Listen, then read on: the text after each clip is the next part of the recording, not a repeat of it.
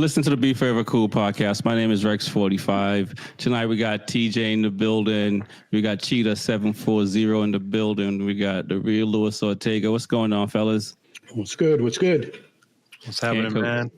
Can't complain. It's beautiful weather down here in Florida. Where am I? In Florida. So I really can't complain. So how are things up there in Boston, TJ? It's back down to cool, but this is how everyone likes it. It's in the 70, 75 range, but, lights out everywhere is what I like to see. Everyone's riding safe for the most part. But all in all, what a great weekend of racing for all the classes. So can't wait to get into it. That's what's up. How about yourself, Cheetah, man? How you doing tonight? Good, man. It just rained outside in Atlanta, but it's more humid than ever. My windows are foggy outside. It's some weird weather going on. But yeah, man, I'm happy because I got to get out on the bike over the weekend, the bicycle that is. Oh, gotcha. And still got to watch some GP along the way. So it was a good weekend. What kind of bike you ride? The Trek Domani. I did my first 50-mile ride this weekend, so it was fun. Yeah, a little bicycle, yeah. Oh, nice. That's what's up. No, I ride a cyclocross, and I have a carbon specialized in Boston. I'm actually going to bring down. Okay. Yeah, we're going to have to ride one of these days. Man. Yeah, we're going to have to ride, man, for sure. What's going on, Luis, man? How are things? I know you're busy over there, at least changing your house, maybe not the world. No, it's a good weekend. Busy, like you said. I got a lot of projects going on, but still found time to catch the racing this weekend, break the monotony of the weekend with watching the guys go back to Brno for the first time in several years, and some pretty competitive racing, man. It was actually a really good weekend. I had a lot of new faces. Yeah, we're gonna jump into that. I was trying to get Track Stars to come on tonight, but we'll see what happens. He don't want none of this.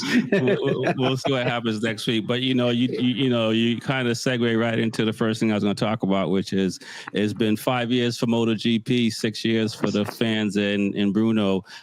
We'll start with TJ, man. I mean, what do you think of the crowd being over? I think it was over 230,000+ people coming out for the weekend. I can't imagine, having a sport taken away, and motorcycle is huge over in Europe, being taken away for that many years. We're very fortunate over in the U.S. What are your thoughts about that MotoGP going back to Brno? No, I think it's awesome. I mean, when I first started watching MotoGP, I think they were at this track, and I like it, and it's a good layout. They call it the adrenaline track or something like that. And it's such a long layout, and to have that many fans there is pretty cool. Like when you look, you think there's like bleachers. It's just all grass. They're just sitting all on the grass. I mean, most tracks are like that, but you can't really even see the grass. Just all over the place. There are just fans everywhere. And I don't know who they really root for there. I'm not sure. Like if there's a what is it in the Dutch?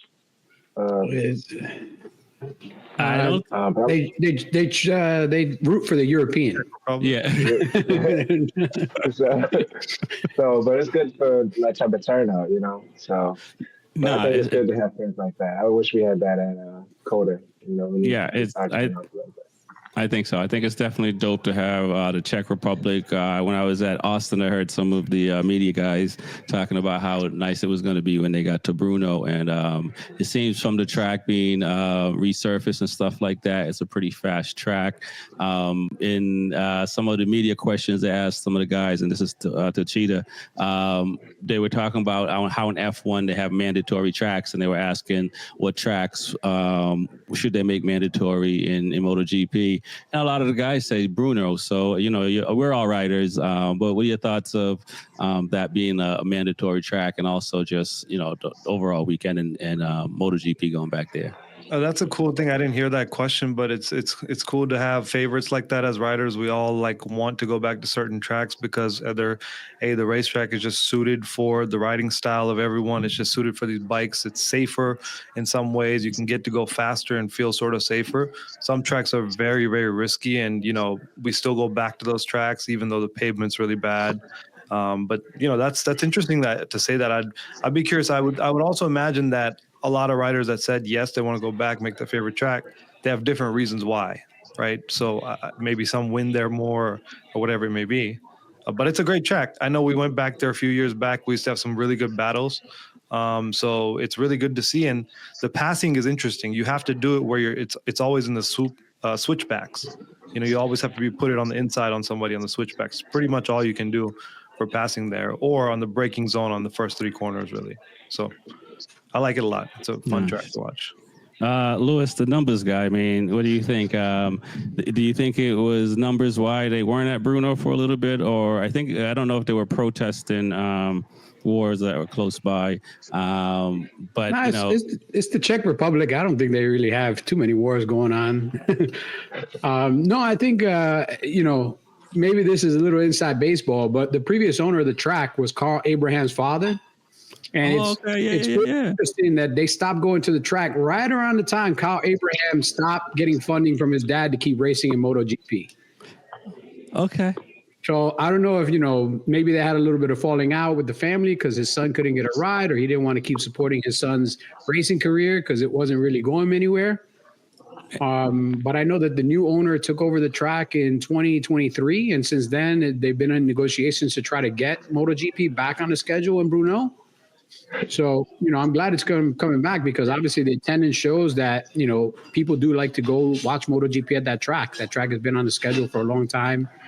And it's a unique track because it's got a lot of elevation change. It's got fast sections. It's got flowy sections. It's got a lot of strange 90-degree, over 90-degree chicanes.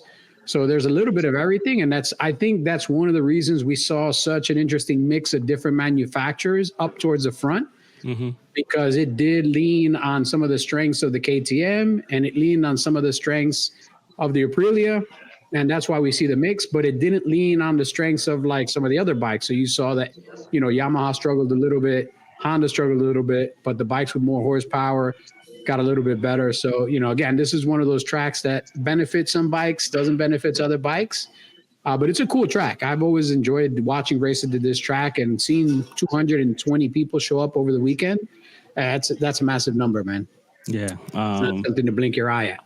No, it is. And I think it's I was thinking of the Ukraine war with Russia, and looking at the map, they're not that far apart. So that's what was in my mind somewhere. But let's jump into the weekend itself. Pecco had to go through Q1 and got pole position and so forth. I thought it was going to be a more competitive race for him. What did you guys think? Were you guys surprised that Pecco was able to, I'm probably not surprised at the part that he was in Q1, but got out of it and got pole position. We'll start with Troy. TJ. Man, Pecco is not supposed to be in Q1.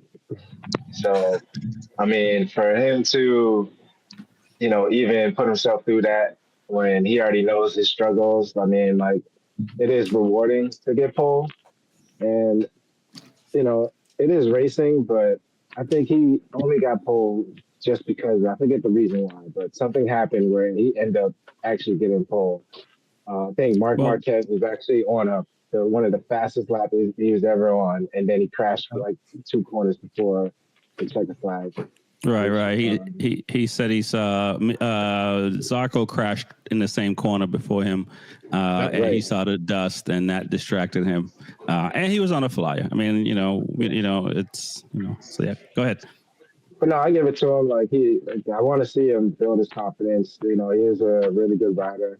I know we've been getting on him all the time, all year. But I think he deserved the pole for sure. The sprint was a different story. Got you. Cheetah, what do you think about it? Does Pecco use this as motivation because he seems to be sorting it out a little bit over the last 3 rounds. He even mentioned that in press conference as well. Granted, he 4th and 7th may not be the results you wanted this weekend. Is that motivation to say, hey, this is pretty good? Second half of the season is going to come up in about 3 weeks.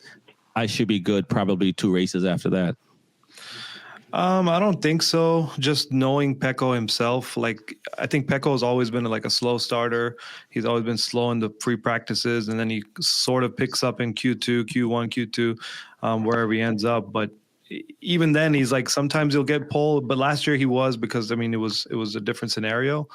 But I mean, given that, qualifying is a different tire, it's one lap, I think they all know that, sure, they got the pole. It's a great accomplishment. It is a morale boost, but at the end of the day, it's the race distance that matters, right? So I think for that aspect, I don't know if he was really motivated, because he got a few other poles, right, this year. And no, he didn't get any poles this year? No. No, this is his first one. It's been the Marquez and Quadraro show. Gotcha. Yeah. And so even still, it's not something that's applicable to the race distance, and that's where he struggles. He falls back more and more and more, one lap at a time at one point. It's just like one after another. And so that's why I feel like he's still not feeling accomplished off a qualifying session. Just my opinion. Gotcha. What are your thoughts, Lewis? I will throw this in, and you guys can jump in after Lewis talk about this. We talk about the sprint, because the factory, they screwed up on the tire pressure, right? And it sounds like even in the main race itself, the bike just had way too much grip for that surface, or the surface just has so much grip that the bike had a lot of vibration. What are your thoughts on Pecco's pole position, and also the struggles they had in the sprint? I mean, he got a pole. I mean, he did one fast lap that got him the pole. But if you looked at what Zarco was doing on the lap he crashed and Mark was doing, they were about to clip his pole. I mean, they were on the last sector pretty much, and they were definitely going to take the pole. Either way, I mean, pole is pole. Whoever is there at the top when the checker flag waves, he's at the top, regardless of whatever else happens. But if you look at his inconsistency through the warm-ups and the fact that he had to go through Q1, like he was already showing that he's having some struggles and some other issues. In the sprint, I mean, he's had a horrible sprints all season. So seeing him in 7th in the sprint wasn't a surprise, because in a short distance race, for some reason, he just can't seem to put it together. I thought he would do a little bit better on Sunday, and he did better on Sunday. But again, he started having whatever issues he started having. But again, this is where a good rider and a great rider separate themselves. Marquez is having the same issues, but he finds way around the issues. And Pecco runs into these issues and succumbs to the issues. He doesn't find his way around the issues. Marquez jumped out front. He had a 3+ second lead. He saw the tire pressure was messed up. What did he do? He turned into a track day coach. He slowed down. He let the guys pass him. He followed him. He showed him the line. Then he tapped his head and bounced. And he still got another second and a half. Like, that's embarrassing, man. At that point, pack your shit up and go home. This dude is literally showing you he's faster than everybody else, has got more talent, and is just the best package. And that's the race that Pecco came in 7th. So Marquez having the same issue and wins, slows down, gives the grid a chance, and then still passes the grid to win. So again, Pecco needs to find a way to work himself around the problem while he's on the bike, not in the pit, because he's obviously not finding the solution in the pit. So you got to find it out on the track. You got to find a way to change something about your riding style to help you overcome whatever obstacle you come across, man. Right. But, I think in Pecco's case, we had some overzealous track day guys, just when he'd try to let one person pass, 3 people passed. Hey, if you leave the door open, people are going to come in. It's called racing. It's going to happen. And when you see a wounded fish, do you go, it's like watching a wounded gazelle. Do you go against the really fast in shape gazelle, or this wounded gazelle right here looks tasty? We're about to eat him up. That's what they're doing. His crashing has been way down this year. I know past 2 seasons, he's been, always either first or on the podium or just throwing it away completely. He needs to get back to that. Even when there's times going out to practice, they wanted to follow him. Mark Marquez was always trying to follow him, pick on him, and he's just not been that guy. And like you said, he's just throwing all the excuses on the front end and trying to have it change in the paddock, and we just have to get that around the problem. Because he's not the only rider that's having issues, so everyone's running around an issue. So he needs to, he knows what he needs to do, but you do make a good point that I think he doesn't want to crash. Where Marquez, he don't care if he crash. I think Pecco used to crash a lot, and I think this year maybe he's being too cautious.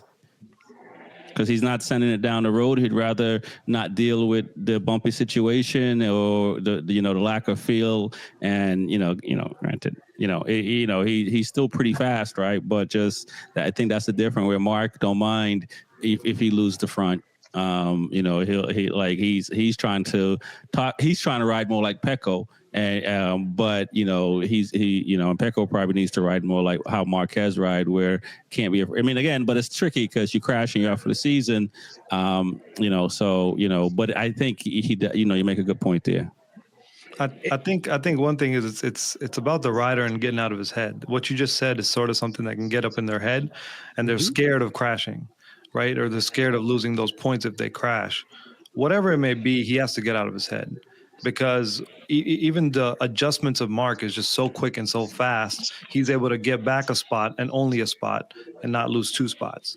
And whenever he snaps his fingers, he's back in front of the guy he wants to be in. I mean, the pace is obviously much, much faster than the guys around him.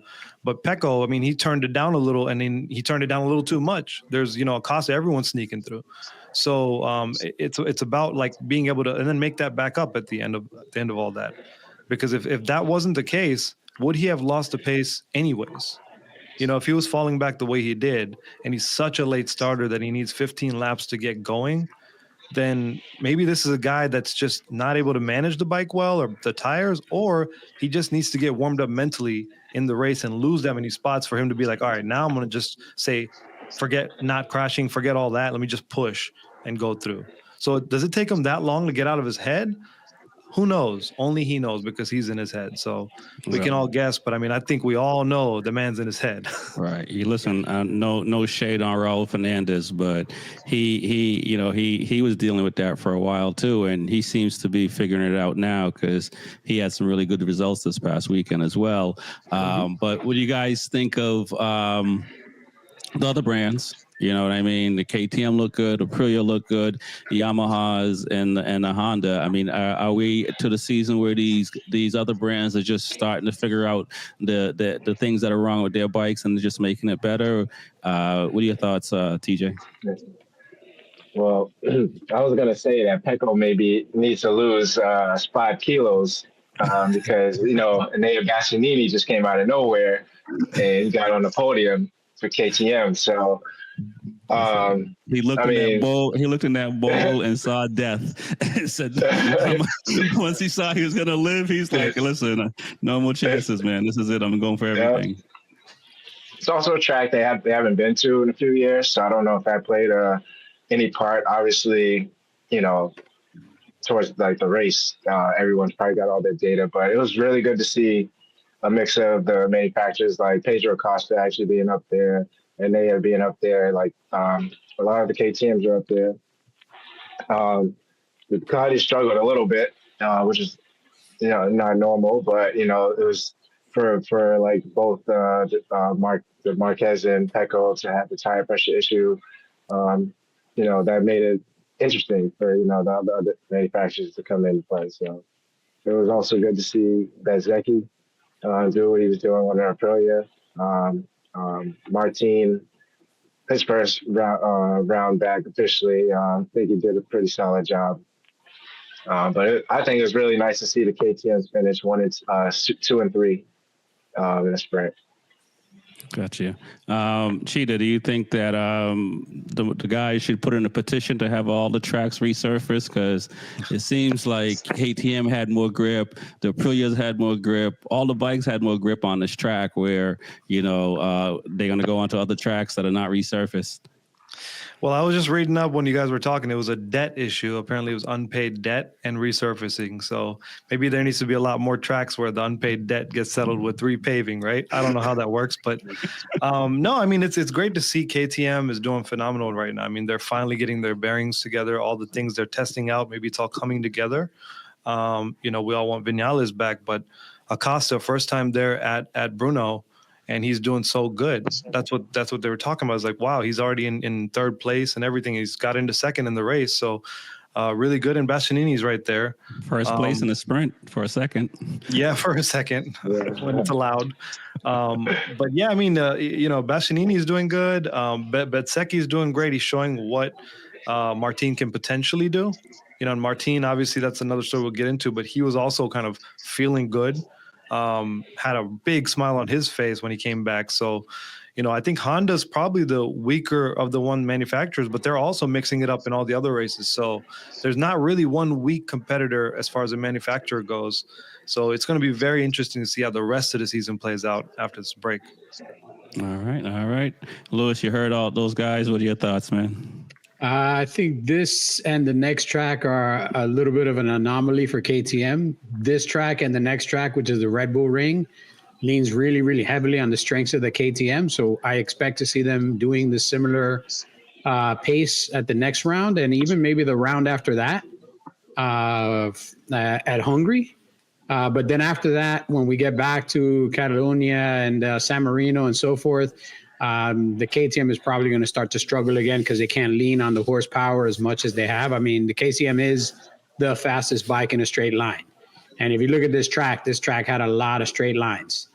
So you're going to get a lot of competitive advantage. I think once the lines get a little shorter and the turns get a little bit more significant, that's where you see the KTM struggle outside of Vinales. And Vinales, to be honest with you, I think was the leading reason why they were doing so good because they were seeing what he was doing.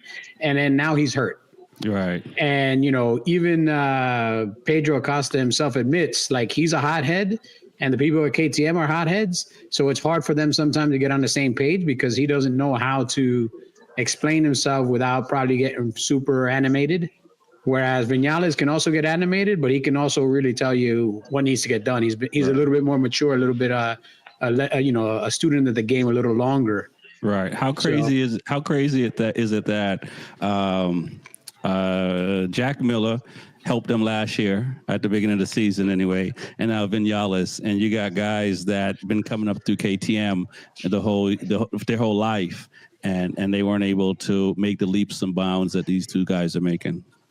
I mean, this is, again, how do you explain, how good are you at explaining what's wrong with the bike? If you go back to the pit and just give the bike to the techs and just say, well, this doesn't seem to be working, you need to be able to really tell this to the techs exactly what's happening. Because one, they're going to look at your data and they're going to tell you if you're full of shit or not. If you're like, dude, I'm breaking as late as I can, they're going to look at the data and be like, no, you're not. If they look at the data and say, hey, this other guy on the same bike is braking at this point, and in this sector, he's 0.32 seconds faster than you. You need to do what he's doing in this sector. And this other guy in this sector is doing 1 point something seconds faster. You need to do what he's doing in that sector. And this is what, being part of a team really is. And when you're in a motorsport like this and you have KTM, you have 4 riders, you're sharing the data because you want each rider to benefit from what the others are learning. And again, now, with Vinales out, I don't know how much of that good data is going away because obviously Binder's not giving good information. And Bastianini, he benefited from hella, fight of diarrhea. So, he wanted to just finish as fast as he could because he had to go to the bathroom before he shit his pants again. So that put a little bit of extra emphasis on him trying to finish as quickly as possible because he didn't want to brown up his suit. But I think Acosta now, maybe with a good base, can now take a couple steps forward. And like I said, the next 2 tracks do benefit the KTM. Right. Outside of that, Yamaha kind of did what they did. They were a little bit middling. The big surprise to me is Aprilia. Aprilia now has between Fernandez, who is fighting for his job, and I think he's doing a great job now. Like, if he can keep this out through the end of the season, I don't see why Trackhouse wouldn't want to sign him for another 2 years. Right. Yeah, I think he signed until the end of 26. Yeah, I would probably try to lock him in. Yeah. As early next year as possible if he's going to ride like this, because the last thing you want to do is lose a guy that's on the rise to a factory team or something else. All right. Well, I want to talk about Aprilia next, but I'll go to TJ and Cheetah if they have anything they want to add on the KTMs. Sad to see Bastianini crash out in the main race because it might have been a KTM 1-2 again too, or actually, I don't know if Bezecchi was going to give that up. Yeah. I mean, I'll say not as much as to KTM, but just what Lewis was talking about. Like, the best developmental guys are sometimes not the best riders. In the same sense, I use the same analogy as, like, if you look at boxing, basketball, we both talked about these sports a lot.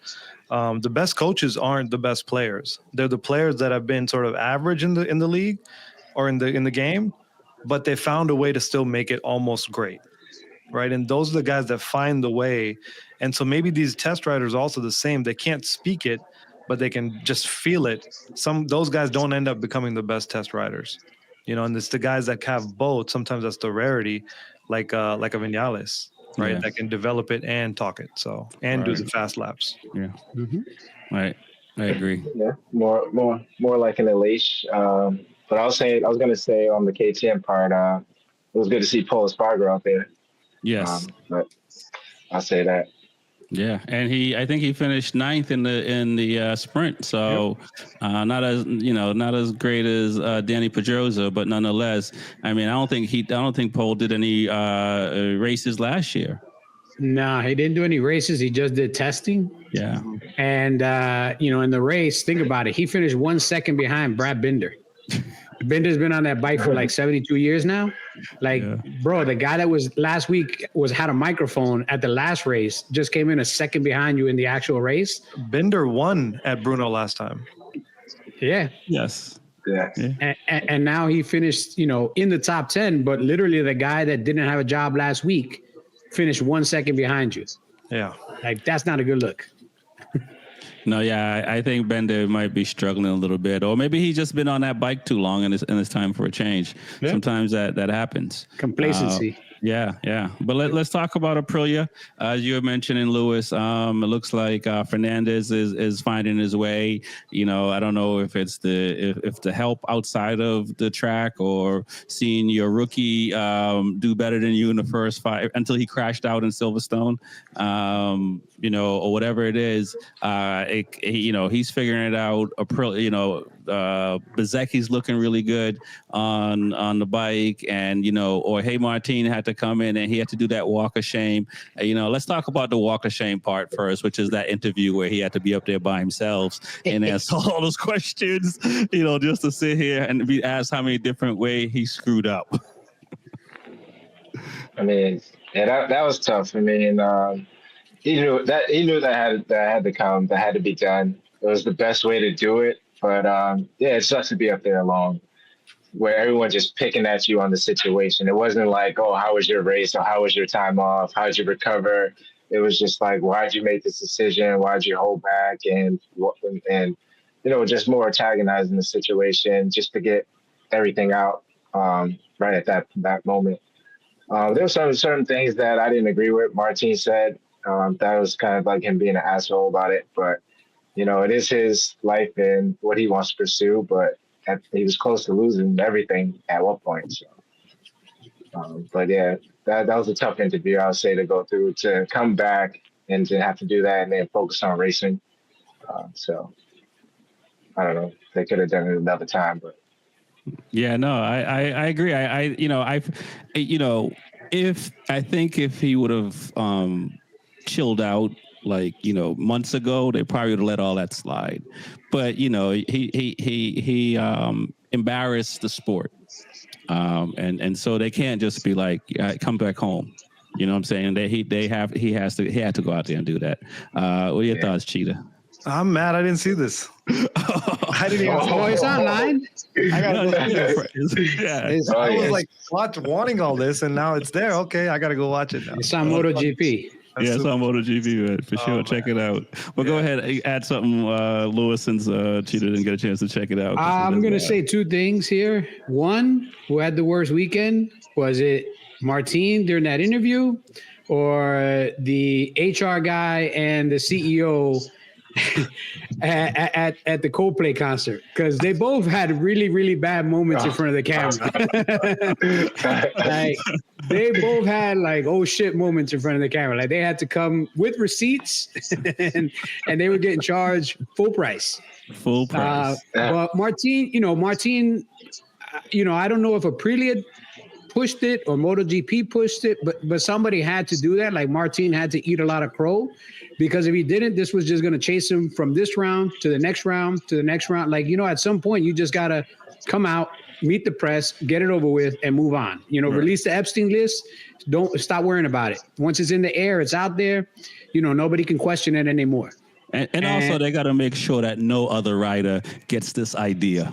Yeah. And that's the other thing. I mean, I wouldn't be surprised if this was a Dorna thing with Aprilia or even a Dorna thing where it's like, look, you need to go out here, address the press, get this out, clear the air, and then we can move on. Plus, this is a little bit of a, I did this once and got away with it. I thought I could do it again, but guess what? I can't. Because the name on the side of the building isn't Martin, it's Dorna. Yep. So you just work here, my man. Like, this ain't your company. You can't do whatever you want. Yeah, Once that was done and it was time to go racing, I'll give you the second best thing that I always tell people. Winning cures everything. If you're doing good, no matter how bad everything else is going on, winning cures everything. The team will forget all about the discrepancies. The mechanics will work hard for you. Everything will come together if you're winning. And he came in 7th place after being off the bike, almost half the year. I mean, we're at the summer break. He's only ridden in 3 rounds. Two rounds. Yeah. And he didn't even finish the 1 round. Mm-hmm. So for him to be here, coming in 7th place, again, fast never forgets how to be fast.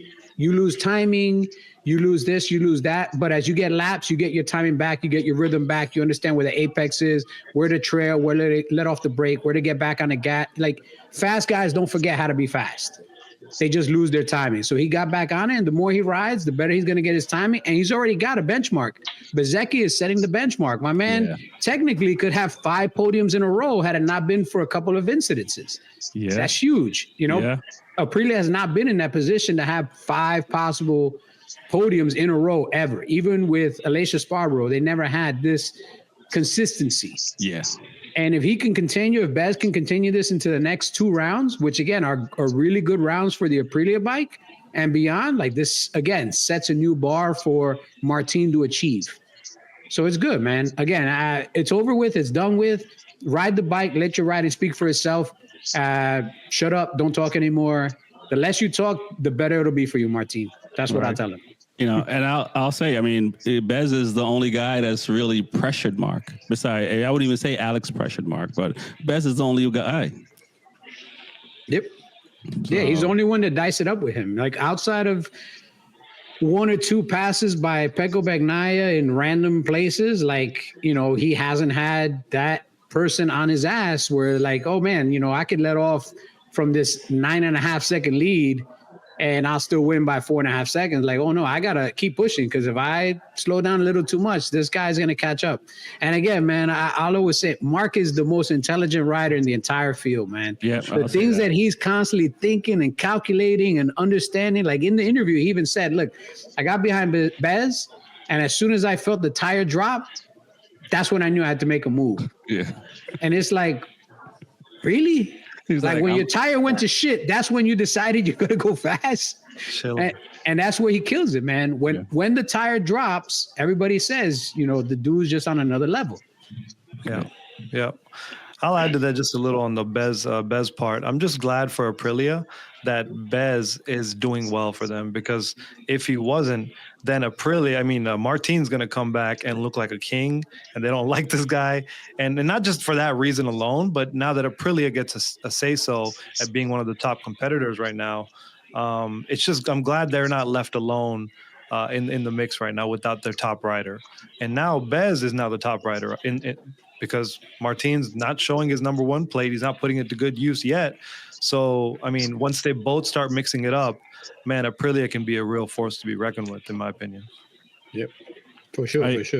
I completely agree. I think so. I think that Martin seeing what Bez is, I think seeing what Iaguro, because Iaguro was nice in the beginning, seeing what he was doing, seeing what Bez is doing now, and again, Raul Fernandez, what he's doing, it's good motivation for him. I can't stop thinking like he could have avoided all this if he just kept his mouth shut, and because he could have enacted that clause at any point in time in the whole season. So you think he would have waited to have more information, but nonetheless, I think that if the way they're looking after this past weekend, like, I think, again, a couple of rounds from now, I think they'll be in the mix for the top 5. And anyone of those Aprilias, I won't say Iaguro because he's not there yet, but I think that definitely Martin and Bez and even Raul Fernandez, because he's been finishing top 7, lately.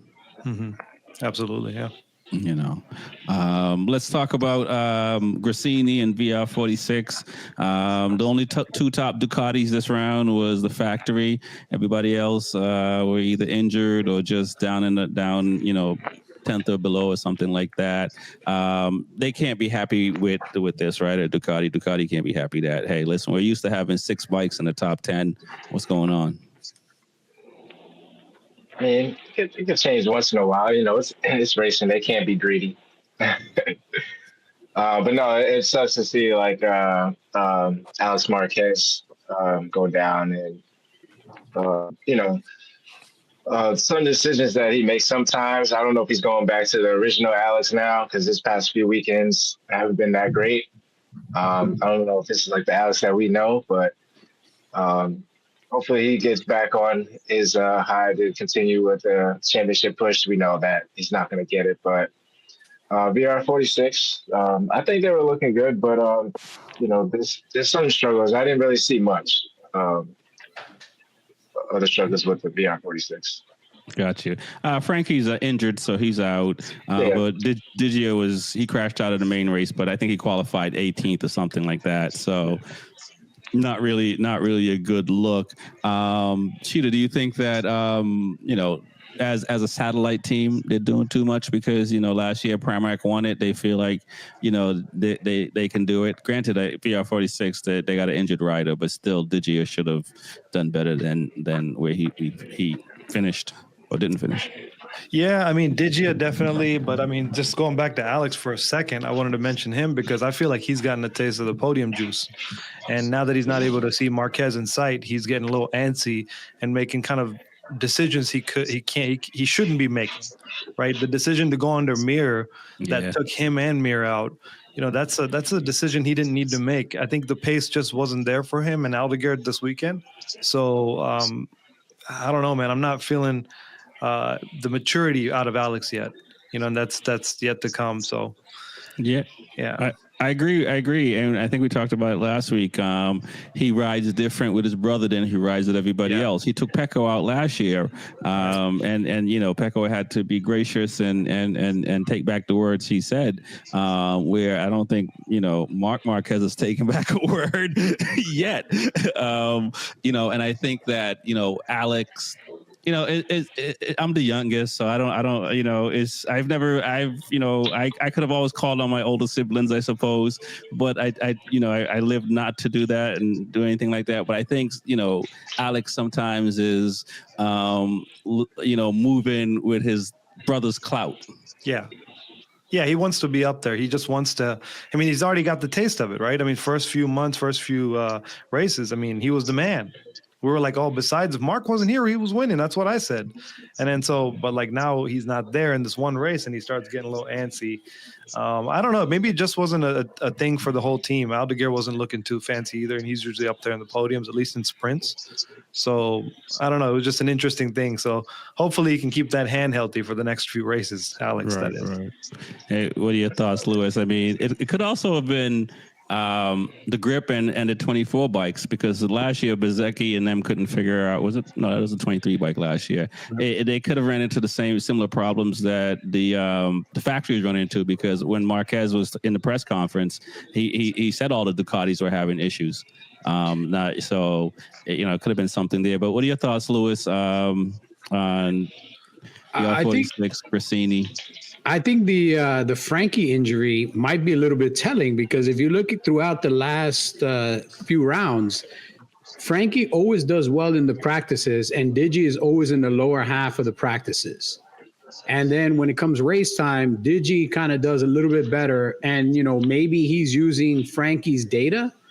And this weekend he didn't have Frankie's data, because if you think about it, he had Frankie's data last weekend. Right. And Frankie did well, he did well. And now this weekend, Frankie's not there, and all of a sudden he's struggling mightily because he doesn't have that second guy collecting data for him.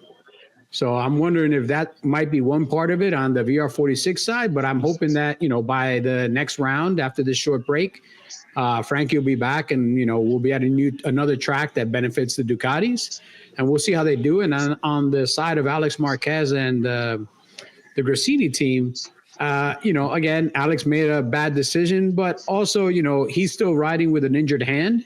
So we don't know how that's affecting him. Maybe he's trying to compensate a little too much. Maybe he's doing a little too much, considering that he does have an injured hand, and that does affect how you're able to ride, because you can only do so much with the handlebar when one of your hands, you don't have that firm grip, or you might be getting a little numb. You don't know what's happening there, but he definitely did make a bad decision.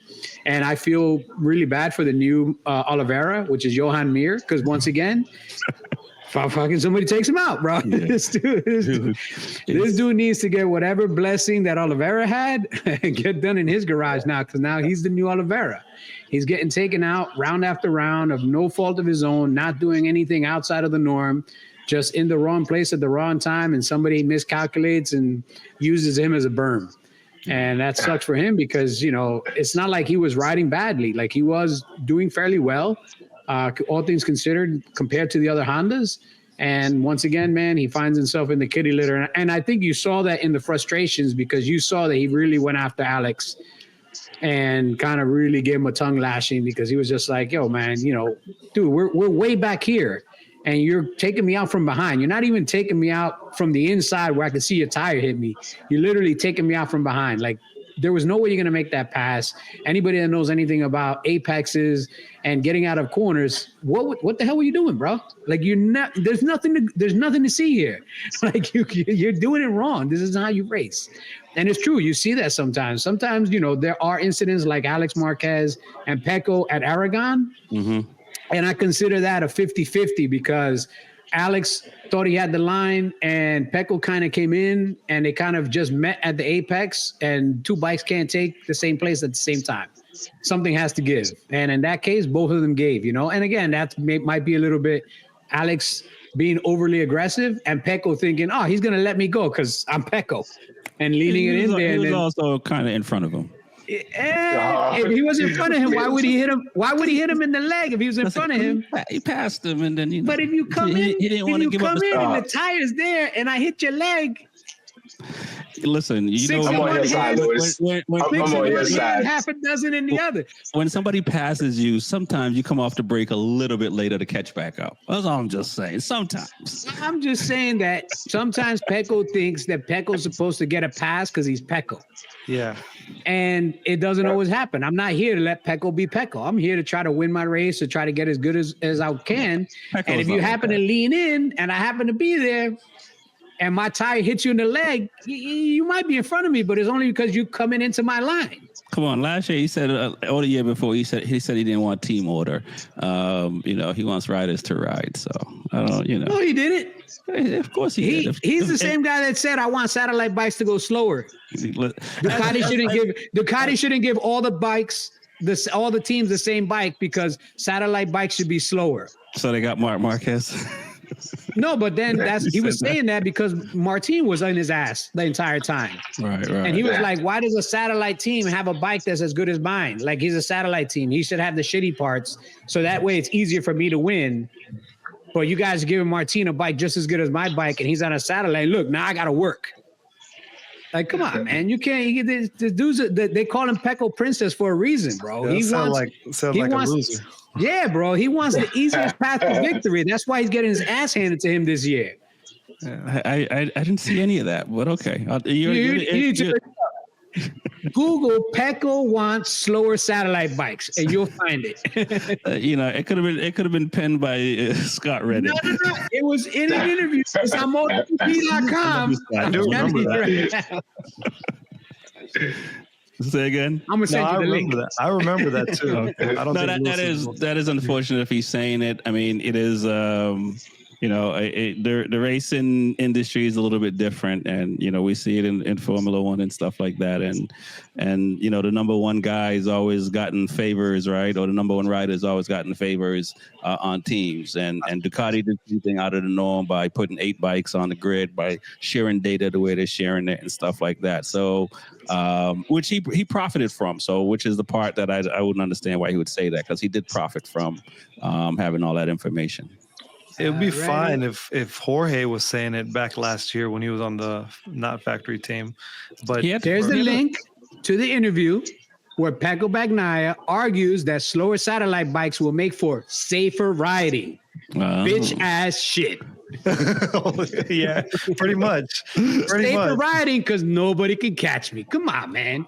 Yeah. Safer riding, huh? He wants to see a bigger factory margin. But was between he factory and satellite. specifically talking about Martin or Who else? What other satellite bike was close to him? The Honda, the Castro satellite. They had No, but that 225 wouldn't even bikes. matter because it's not a Ducati, right? Yeah, I thought they had 224 bikes last year. They had like 424 bikes. No, they had like 18 Ducatis at one point. Right. But like last year, there was 424 and 423s. Like VR46 had one and Grassini had one, right? Yep. Yeah, Martin had the newer bike. Oh, Martin and VR46. Sorry. And VR46 had one rider on the newer bike. So he could have been talking about Digio. Nah, I doubt it. Rexy, man, you going forever buying his stock, man. I'm not buying his stock. I'm just making sure the wealth is he spread. can buy the stock. I'm just trying to bring the value down to a realistic point. Like if somebody said that, you know what I'm saying? Like I guess he's talking about Vinales as well in that, but if somebody said that, I get it from the other side. If he wasn't on a factory team, he's like, oh, the factory rider should not have that much of an advantage over us. I get that a little bit. Even that's a little whiny. But to say that from the other more side, to point to the factory saying like, here's the direct quote: a rider behind you that doesn't have the potential is looking to pass 6 riders in one lap, and it doesn't work like this because we are on the limit and is looking for a maximum goal. If you look, the incidents are fairly the first part. So you can read this, but he literally he's literally saying there's no longer a 6 or 7 second gap, 10th gap between satellite bikes and factory bikes. But and then if that was there, it would make it easier. Was that when a couple of riders was using their bikes as bowling balls? Well, it is MotoGP every weekend. Somebody's using their bike as a bowling ball. That's going to happen, and that's up to race direction to give the points, right? Yeah, I don't know if it was Frankie or whoever, but yeah, I think that Frankie was after, somebody was trying to pass like 6 bikes. Yeah. So, I mean, a few years back, there was a gap in time, then a lot of aerodynamics came into play, and now it's more a fair game. So for everybody, so most bikes have the same thing. There was a time where just Ducati had the rear, right? They had the vice, Suzuki did it. Halfway through the season, Suzuki got it, and then they were developing. So like they all get in faster with all the aerodynamics. So everyone has a similar time now. So Pecco, it's just complaining too much. I can see if he was on a satellite, but if you're on the factory, you're still on the best bike at the end of the day. You figure out the way to win because you're supposed to be the one that helped develop it the most and continue this brand going forward for the next few years, Well, again, I hear that, but Marquez, helped undevelop that Honda. But Rex, I just want to point out 2 little quotes from this article, by the way. He says, meanwhile, the others were further behind because they didn't have the potential, but they also didn't have the same technical level. Right. So what he's saying is that he's just better. No, technical level up the bike, not potential as well. But then why would he say the bike should be slower then? Well, I can't be technical. I can't believe he's saying the other riders are not as skilled. Yeah, that's what I'm saying. He's literally saying they don't have the talent. And then the next thing is referring to the level of competition is extreme. I come with receipts every week, Rexy. That's what you expect. And this was in an interview? This was in an interview. You got to read this, man. Come on, man. I come with receipts. I'm gonna have to read it. My mind is like a steel trap. Bring this up because that's why I kind of I thought about it. I'll read it and get back. But even still, I mean, it is what it is. You say something in a press conference, I'm gonna bring that shit up in like 5 years. Remember back when you said in a press conference? Yeah. Hopefully, I'm being consistent, right? So you are. You're very consistent. So there you go. And I'll say this before we move on. He also gets more flack, and other riders do yap off too. But he's getting a lot of flack for the only person to try to take down Marquez, and a lot of other riders are kind of. After this weekend, though, that last press conference he did, he sounds like a guy that's finally realized like he doesn't have it, because he pretty much said that right now his target is to try to keep with Alex and see if they can secure second place. Because right now he's 6 races behind Mark. It would take 6 DNFs and him winning 6 in a row to even come close to getting back on par with Mark. Yeah. And, with the amount of rounds left, I don't see Mark pitching it down the road in 6 consecutive races. Not talking sprints, but in like full races where the points are the biggest. I don't see that happening. I mean, at this pace, Mark can win with 5 rounds left almost. Something like that. Which is crazy. Yeah. I got a question for you guys. Go ahead. I was going to say is, Pecco has a long way to go to even catch up to Mark for sure. But do you think like anyone's even gonna be close to catching Mark for the next couple of years? No. I think he's possibly gonna repeat next year the way he's riding and his potential, how he's showing off, how he's I don't know. No, man. I'm so glad you asked that. Just about an hour before this podcast, I was thinking about this man's at his peak. He's not even at his peak, at his prime. He's at his prime right now. And he's like perfect balance of mental, machinery, and fitness. He's just got this perfect aura about him that he's been perfect. Last 5 races, sprints and races first. It's perfection. I will say this. There's maybe a couple of people. I think Martin, because we don't know what we're going to get yet. So he could, right? If he's already feeling good on the bike. Bezzecchi, I think, is another person. And I think Frankie. Outside of those 3 people, because I think they have what it takes. But I can't see the rest of the guys. Nothing is impossible. But no, I think it's going to be hard next year for them to beat them. But I don't think they're doing much development on the bike, so you never know. Barring injury and barring something really, really crazy happen in 2027 where they put the tires on backwards on all the bikes. Like, I know that 27 is going to be a new bike, new tire and everything else. But barring injury, I mean, Mark has already had 2 pretty good runs. He had 2 back-to-back. He had a back-to-back wins in 23-24, like his first and second season. Then he had the Rossi special season where he lost to Lorenzo. And then after that, he railed off 4 championships in a row, and he was on his way to a 5th championship before he got injured. Because that year, he was doing the same thing he's doing this year. He was playing track day coach. He was going out there and just managing the time, doing whatever he wanted, putting the bike wherever he wanted, and nobody had any answers to give it what he was doing. And he would have won that championship, and he probably would have won the next championship. I mean, we technically could looking at a guy that won 5 or 6 in a row. Now he has an opportunity on a bike that is competitive, and his talent level, just like Cheetah said, it's as high as it's ever been. I mean, the dude came into this year in unbelievable shape. His abs got little abs. Each of his abs got like 6 little abs, man. That's crazy. He got like an 82 pack. And everybody in the paddock, people have been quoted as saying like that first trip to that first round of testing, when they were flying out to that first round, people were saying that Mark got on the plane already with a look like we're in trouble. And we're in trouble. Look at us. We're getting our asses handed to us. So, like, we're professional riders. We're at the top of our peak. Imagine a Formula One rider that wins every race by like 8 seconds that nobody can even touch. Like, that's what we're looking at here. We're looking at, somebody that's at the peak of their fitness, peak of their mental strength. I mean, mentally, you have to be super strong for any kind of motorsports, because that's where you win it or lose it. Can you bring yourself into every weekend and push yourself to be the best and not make mistakes? And when you make mistakes, forget them and go back out there and ride. And that's what he's doing, man. He crashes and he comes back out like he never crashed. He does this, he learns from it, he doesn't do it again. He crashes, he's doing what he used to do, crashing in practice, but avoiding the crashes in the race. Pushing as much as he can when it doesn't count, so that when it does count, he kind of already knows the limits. Right. I mean, going at this rate, if everything stays the same, I mean, it's gonna be hard to take him down. Like right now, his only competition is gravity. Yeah.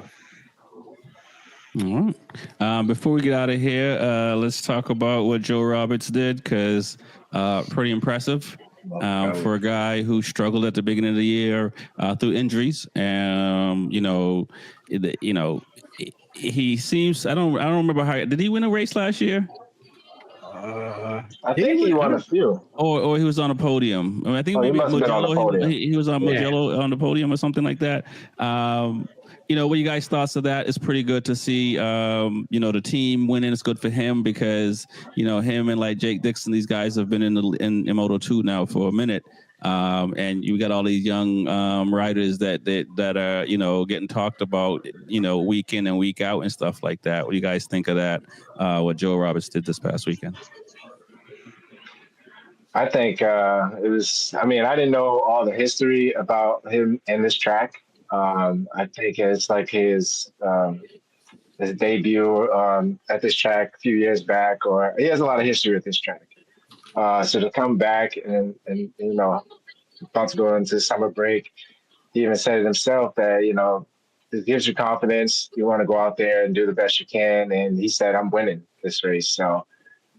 It was really good to actually finally hear someone American speak on the podium with the Moto2 series. So I'm really happy. Hearing the national anthem and everything. So I'm really happy to finally see him back up there. Last year he had a really good run, kind of faded toward the end, but it was really good to see Joe back up there. Didn't really expect it, but like I said, I didn't know the history that he had with this track. A lot of people have some history with this track, and they do pretty well. So, yeah. The fact that he won there last time just shows he's got some favorites. It's good to see, obviously, an American, be up there in the European, pretty much the European League is what it should be called because they're just dominating in every aspect, two wheels. So even Tour de France stuff, right? So, but it's good to see that, man. I mean, we need more American guys up there coming back from his injury just to see a comeback and have that happen. I mean. That's what we all love athletes for, is just those stories where they go through adversity and still able to make it to the top, especially in this case, a podium. So it's just always good to see that.